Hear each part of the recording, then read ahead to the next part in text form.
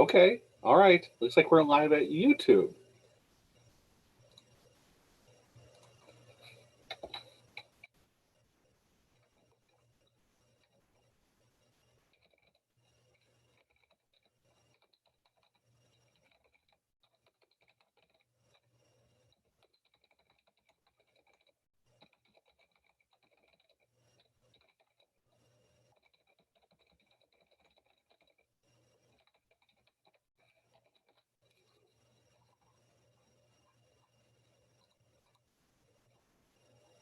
All right, Isaiah, one moment.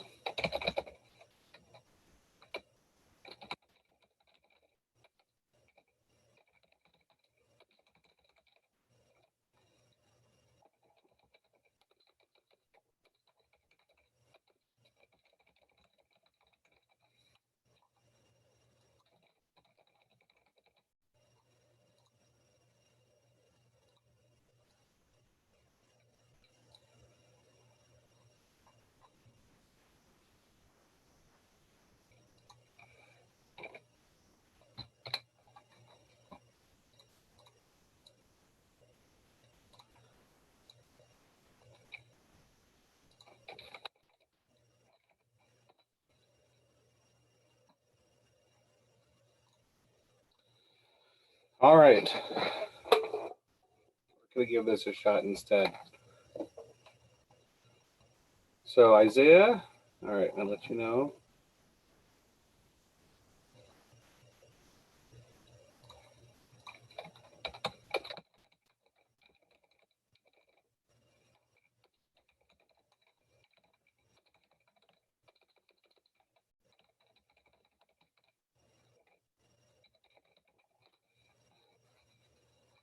Okay, I'm going to get the show going, and we're going to give this a shot.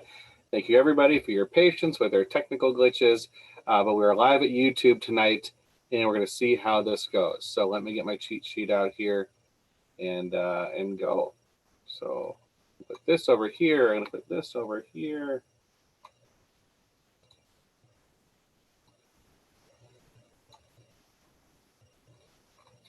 Okay, I think we are ready to go.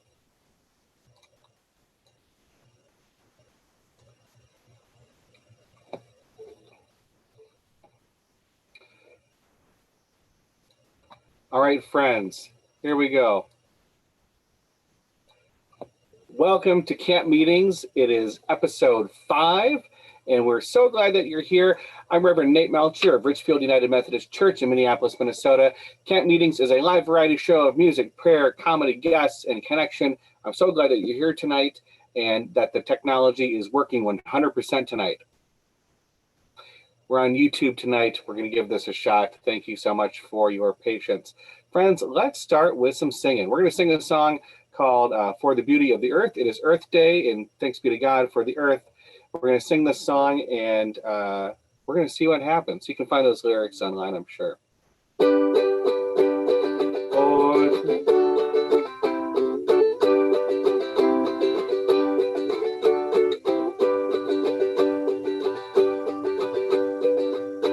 the beauty of the earth, for the beauty of the skies, for the love which from our birth over and around us lies. I think I got the wrong chords. Lord of all, to thee we praise. I found the wrong chords for the song. This didn't sound good at all. Oh my gosh. This is the greatest beginning to this show I've ever experienced in my life. I'm going to trim this part out when I re-put this up. So I'm going to introduce the show again, and I'm going to say, friends, I'm your host, Reverend Nate Melcher. Welcome to Camp Meetings, a live variety show with prayer, comedy, guest, connection. So glad that you're here. This is the second episode of Easter Ride, and all throughout Easter Ride, we're looking at stories from our various vehicles that we've had throughout our lives. And so I'm going to show you my second car. Since it's Earth Day, I want to say, by the way, this background is Fishhook Lake at Northern Pines up in Park Rapids, one of the most beautiful places I've ever been to. And but I'm going to switch it over to my car, my second car ever. This is the 1995 Chevy Cavalier station wagon. And we're going to be looking at all of our different cars throughout Easter Ride, but tonight is second cars. And if you've got a great second car, we want to hear about it in the comments. This car I purchased for $500 from some friends my senior year of college, basically, so I had something to get around town.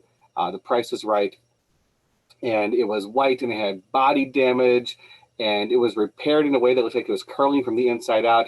This car was nicknamed the Millennium Falcon because it was white, it had body damage, and it had a lot of cargo space, and she'll make 0.5 past light speed.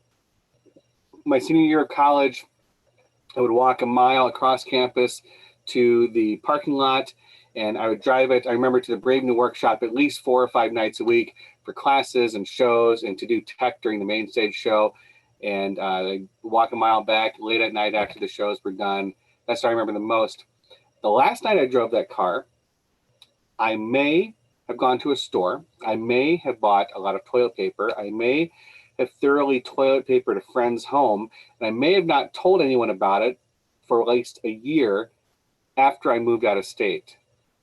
Well, if that happened, then it's also true that that same night was the last night I drove it, because the next day it barely started. I was able to give somebody a ride somewhere, and I got back, and that was done. The car was toast, and I had to have it towed away to a donation company. So that's how it works sometimes.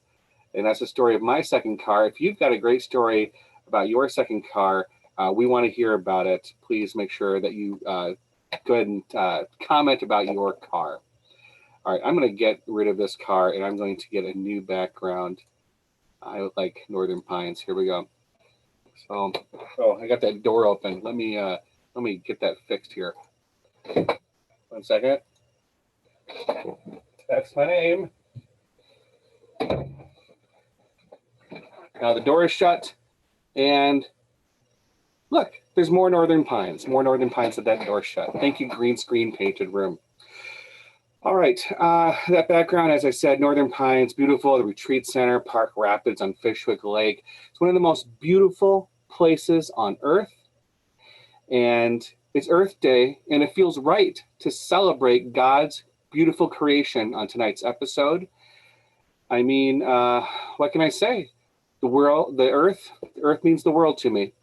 That was tonight's Sneak Attack Pun. Sneak Attack Puns are not brought to you officially by Target Desktop Aesthetic Enhancing Globes. Like you, it's cultured and well-rounded. Make sure that you leave your favorite pun in the comments, and it might become a Sneak Attack pun in the future. For now, I think I'm gonna get some of this hand sanitizer here. That's the wrong bottle, never mind. Let's talk about Earth Day. I'm gonna go ahead and let our good friend Isaiah in here. He's gonna be our guest coming up soon. I want him to know that it's time for him to come on. So Isaiah, there you are. We're gonna be ready for you in just a moment. You have been in the waiting room all this time. Thank you for your patience through our technical glitches and all of that. We have one more segment and then you're on, but I wanted you to be able to be here for that. So I'm gonna mute you, my good friend. All right, he's muted. Stopping his video. There we go. Because it's Earth Day, we wanna remember that nature comes in many forms, and it all comes from God. Every bit of nature comes from God. And we're going to reflect on that with a classic song and Twitter. So you might know an old song called God Has the Whole World in God's Hands. Have you heard of that before? God has the whole world in God's hands. God has the whole world in God's hands. God has the whole world in God's hand. God has the whole world in God's hands. A classic, right? Well, we're going to sing that song as we look at 2 Twitter feeds so that we can appreciate nature. The first is, let me do a screen share here so that I can show it to you. The first is this one. Nature is beautiful. Oh, what a great feed this is. It's actually at Daily Nature Shot. Beautiful, beautiful shots of nature. So we're going to be doing a verse, looking at this Twitter feed and scrolling through, and I'll scroll through the ads as fast as I can so that we don't get free product placement. The second Twitter feed that we'll use is called Nature is Scary. Nature is Scary is definitely a scary Twitter feed.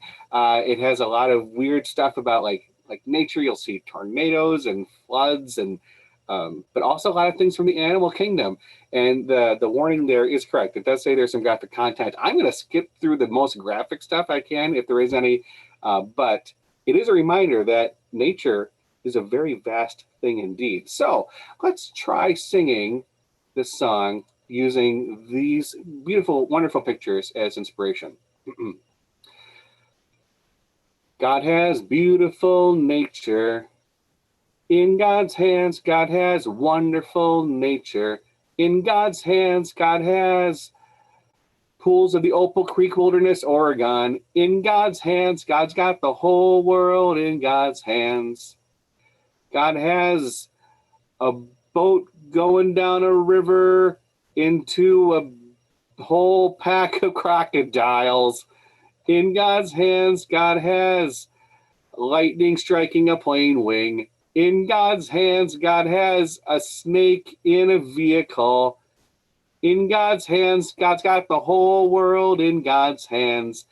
And just to hammer home what kind of snake that is indeed a cobra. That's a cobra. Anyway, God's got Berg Lake Trail. In God's hands, God's got the Mist Trail in Yosemite. In God's hands, God's got Halong Bay, Vietnam. In God's hands, God's got the whole world in God's hands.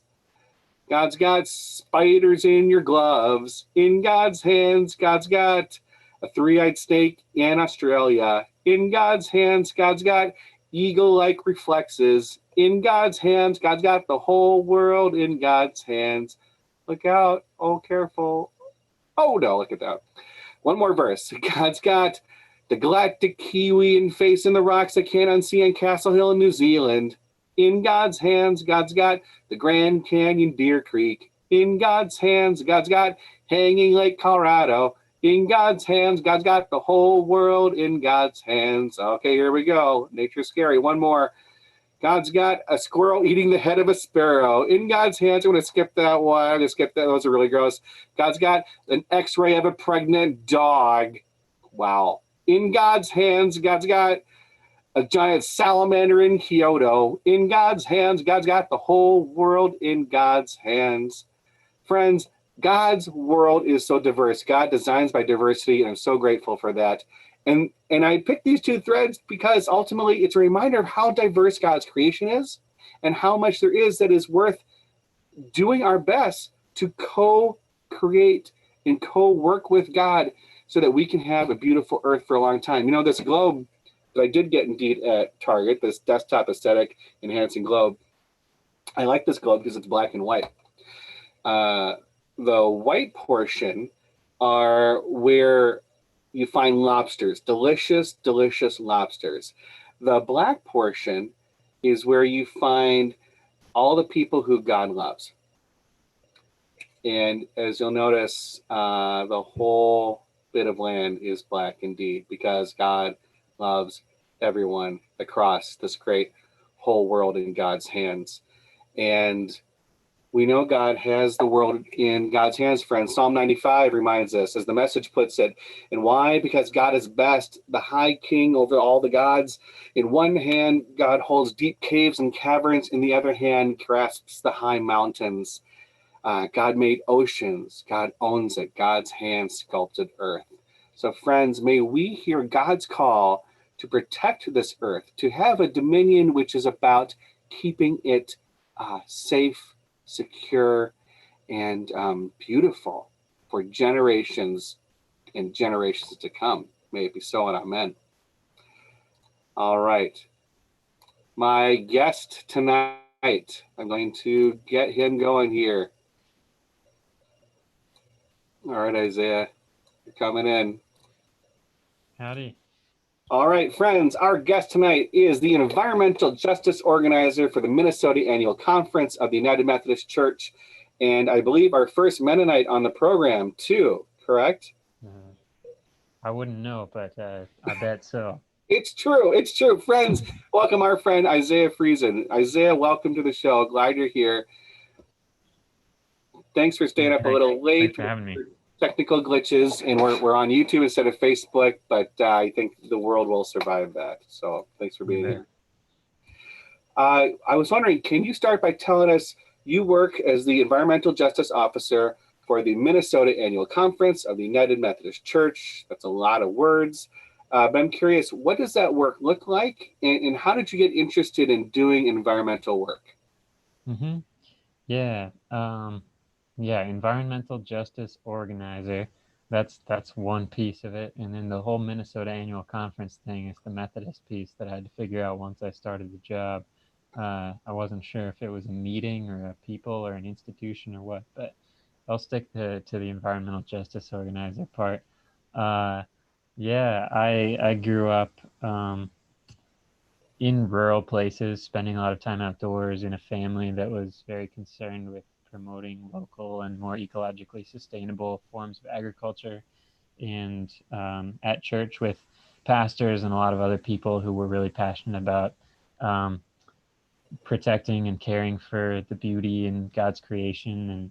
And as I got older and learned more about climate change, I was really worried about what that meant for the future of the planet that I would be living on and potentially raising kids on, and not really hearing the I don't know, the urgency of climate change, or like the existential spiritual problem of climate change and climate justice talked about very much at church. And so as I was going through college, I was thinking I was probably called to seminary at some point eventually, and potentially to pastoral ministry, but also really concerned that that not mean leaving behind the urgency of the ecological problems that that humans and the whole planet are facing. So I like that you keep talking about the urgency, because I think there's a big difference between urgency and panic. Panic's like, I don't know what to do next. And sometimes it feels like that with eco justice and environmental justice. But then urgency is about putting the first thing first and prioritizing. And I think I like that, because urgency is what we need with this right now. Panic can solve it, but urgency will help. Yeah. So, and I think that faith communities, and particularly the church and the gospel, have a lot to say about how we handle that urgency in our whole lives, which is why I want to do this work with a church, even though churches are not necessarily always known for their effectiveness or their strategic capacity. Doing this with the church and as part of thinking about the gospel in the world, that's why I want to do it with churches and not just with any given organization. But yeah, so my work with the conference looks like, how do we better connect and equip churches and church leaders, whether they're pastors or lay leaders or whoever wants to deal with these things in their congregations? How do we better connect them to make creation care, make environmental justice, make dealing with realities of climate change a part of their church's ministry, and part of how they think about faith and a faithful response to the realities of the world. So that's included Earthkeeper trainings and various other kinds of events that bring people together. Tell us about Hopeful Earthkeepers. Like, nutshell that, if somebody wanted to take their compassion for environmental justice in their theology and their daily living, what is it to be a hopeful Earthkeeper? Yeah, well, Earthkeepers is a network of folks that has been developing over the last several years, that so far we've been using the term Earthkeeper to refer to someone who's been through a training that typically includes elements of thinking through like their personal narrative of call to leadership on this issue. What are the particular places that ground them, or like lands, places in creation that they felt particularly connected to God and neighbor. Learning organizing skills like the one-to-one meeting, and how do we build the power and momentum and strategy and set goals that we can work toward, so that rather than being paralyzed, we can pick something that is appropriate for me and my community to accomplish and work toward that. Thinking through some of those kinds of things is what's in that Earthkeepers training. And then folks who have been through those trainings stay connected in various ways and organize for change in their congregations, their communities, the broader United Methodist Church. So we're up to about 80 Earthkeepers in Minnesota now, and I think a few hundred nationally in the United Methodist Church. Very cool. So it sounds like it's a way to take someone's passion and almost codify it so that they can take that passion, think about the concrete things that they can do, how they can think about it, and then how they can network with other people and kind of get people excited about it. I would assume that doing that kind of deep soul searching about it, it takes a lot of work. So for someone like me, or maybe some of our viewers who are thinking, well, I like the environment, I want to keep it around for a while, it's where I keep all my stuff. I think one of the things that gets tough about talking about environmental justice is that it can make us uncomfortable. Saving the planet makes us uncomfortable because it might talk about, past behaviors that weren't so great when it comes to how we treat the earth, or it means having to really confront the changes we need to make in our personal living, let alone systemically. What would you say about the discomfort that's involved in that process? Yeah. Well, learning to embrace discomfort and take in the complexity and in a lot of cases the pain and trauma, and then the healing that needs to happen is a really key part of the work. And so even though I've spent a few years like doing particularly academic work around this, there's still so much more for me to continue learning and digging into, particularly about like my own people, my own ancestors' relationship to Earth, to the indigenous peoples that were pushed off. Like in Nebraska is where my family came and had farmland, and thinking about who was on that land, who had access to good land, and who was not allowed to own it. Those kinds of hard questions are sometimes don't click with our very daily concrete practices, but when it comes to thinking about what those practices mean in different places, thinking through some of those complex and often painful dynamics is a key part of it. And that's also part of why I think the framework of faith and being able to accept that we are sinners and not perfect people, but also that there's grace and yourself, but and yeah, speak for ourselves, I guess, but that we have a chance to grow toward holiness and to be better. I mean, that's part of the Wesleyan language that absolutely. I appreciate. Yes. So yeah, the discomfort and the pain is not easy, but it's something we can grow into. I was telling you earlier this week that we've been cooking a lot more at home since the pandemic and the stay-at-home order here in Minnesota. And in the midst of that, I kind of had this epiphany. Wow, I'm taking out a lot of recycling lately, and more compost as well. And I used to take out recycling maybe twice a week or once a week. Don't ask my spouse, but at any rate, not very often. But now it feels like almost every other day. It's not a large receptacle, but it's large enough we have to take it out more often. It's got me thinking about our food supply and how much packaging we have and what really is happening with that recycling and could I be doing better and how do I gauge what we can afford for food and then what the system's like. And I'm having a lot of emotions about all of that. So how do we overcome some of those guilty feelings that acknowledge a harm, they move toward peace and justice? I mean, you kind of spoke about the value of the discomfort, but would you have anything to help people go like, yeah, there's emotion, but here's a way or two you can try to just like push through that because there's value in it. Are you talking about like pushing through to the action step or? Yeah. Because I think people get like, I feel so bad, I'll just do nothing. Mm-hmm. As opposed to it's I feel bad, but I still want to do something. How do you push through that action piece? Yeah, it can be really paralyzing and really hard to have faith, right? That one person doing one or two things can make any difference. Yeah. I think that's a really real struggle that I identify with a lot. But also part of the discipleship ethic of the church, if you will, is that it allows us to, it edges us, reminds us in the individual actions, and that we.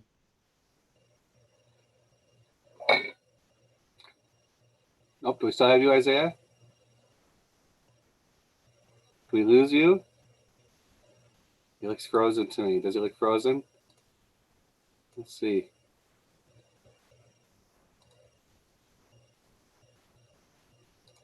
Isaiah, I think we may have lost him. Oh no. Well, this has not been our episode for tech. So Isaiah, I don't know if you can see us or hear us. Oh, sorry, the technical difficulties. No sweat. Guess we had a quick cutout. Our first tech glitch of the whole show. Yeah, I'm sure. Well, we were talking about moving through those feelings to action. And so identifying a step, if it's like, I've never composted before, I've never been on a campaign before, I've never thought about how my congregation handles these things at the church building. Picking one of those things that seems like intriguing or energizing to learn about and do, and invite some other people to join and learn together about it, and that is something that can help us model what the change we want to see, or that we want to learn about in the world, and can grow into something bigger. I love it. So let's take some action. We've got a whole bunch of sources. So I'm going to get past this beautiful giant salamander Kyoto. Did you enjoy our new song? Oh, yeah, absolutely. I love it. So if people want to get in touch with Isaiah, here he is on the conference's website, so you can get in touch with him to get involved in things like Earth Keepers, etc. You talked about Shifting Climates, which is a podcast. I've not yet listened to it, but I hear it's really good. It's about climate justice and faith, correct?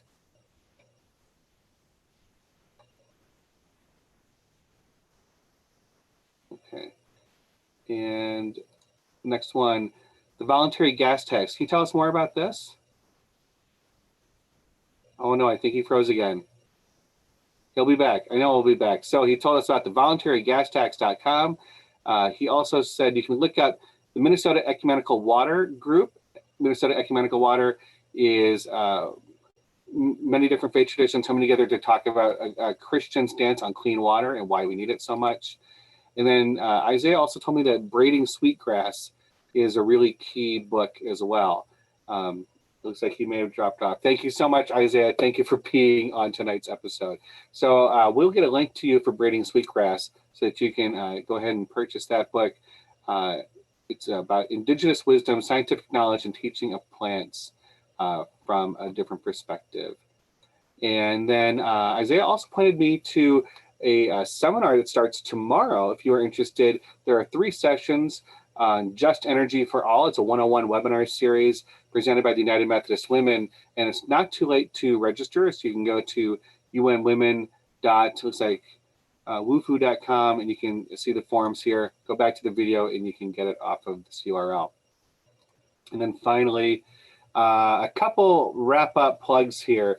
I want to say that you may recall that a few weeks ago, poet Joe Davis was on, and he was talking about doing a poetry slam session from the Minot high schoolers. And that is on. It's on this Saturday, April 25th, and you can see that live. And you go to Facebook, and here's the link here for the event. Look for Boom Slam, Minot's 8th Teen Poetry Slam online. Friends, we've got a great lineup for the next 3 weeks. I'm really hoping that technology works with us so we can do it. But I will say that next week we have, where are we here? Next week, we've got Caroline Lewis, a professor at Luther Seminary, and she's going to be here to talk about preaching in pandemic. And then in 2 weeks, on May 6th, we'll have Reverend Jim Wallace of Sojourners on and he'll be here to talk about social justice issues that are being amplified during the pandemic. And then we return to the Lutherans on May 13th with Luther Seminary's Professor Matt Skinner, who actually is not Lutheran actually, but he's going to be here to talk about preaching Acts in the life of the church as we're coming up on Pentecost Sunday. And our church has been reading Acts for the last almost year, and we were going to talk about that in the life of the church. So a great lineup, looking forward to that. So friends, thank you so much for sticking with me when it comes to technical glitches and all of that. And I'm going to say, I'm Nate Melcher, I'm the pastor of Richfield United Methodist Church, and we are in-person worship is still suspended, but online worship is at 9:30 on Sundays. And so we hope to see you there. Thank you so much. We'll see you next week. And as our band leader says, John Wesley says, the best of all is God is with us. Thanks, friends, and blessings to you.